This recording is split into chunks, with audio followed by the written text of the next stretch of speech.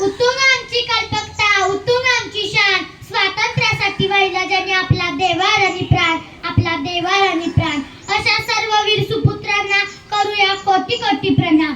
आदरणीय व्यासपीठ, पूजनीय गुरुजन वर्ग आणि येथे जमलेल्या माझ्या देशभक्त देश बांधवांनो, सर्वात आधी तुम्हा सर्वांना भारतीय स्वातंत्र्य दिनाच्या हार्दिक शुभेच्छा. आज 15 ऑगस्ट हा दिवस प्रत्येक भारतीयासाठी अत्यंत अभिमानाचा, आदराचा आणि उत्साहाचा दिवस आहे. सन 1947 साली याच दिवशी आपला भारत देश ब्रिटिशांच्या 150 वर्षांच्या गुलामगिरीतून मुक्त झाला.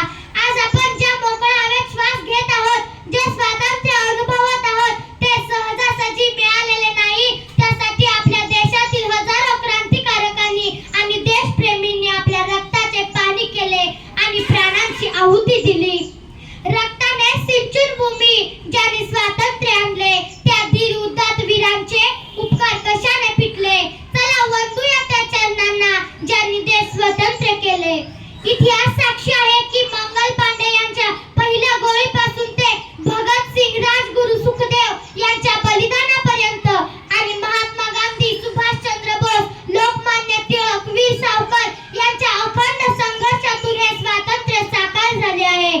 झाशीची राणी लक्ष्मीबाई, अहिल्याबाई होळकर अशा अनेक वीरांगनांना या देशासाठी आपले शौर्य पणाला लावले.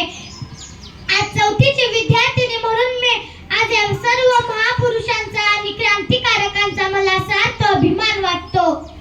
निशाणावरच्या तिरंगाने उंच उंच फडकूया, भारताच्या या पावन भूमीला मनोभावे वंदन करूया, मनोभावे वंदन करूया. मित्रांनो, स्वातंत्र्य मिळणे हा संघर्षाचा एक भाग होता.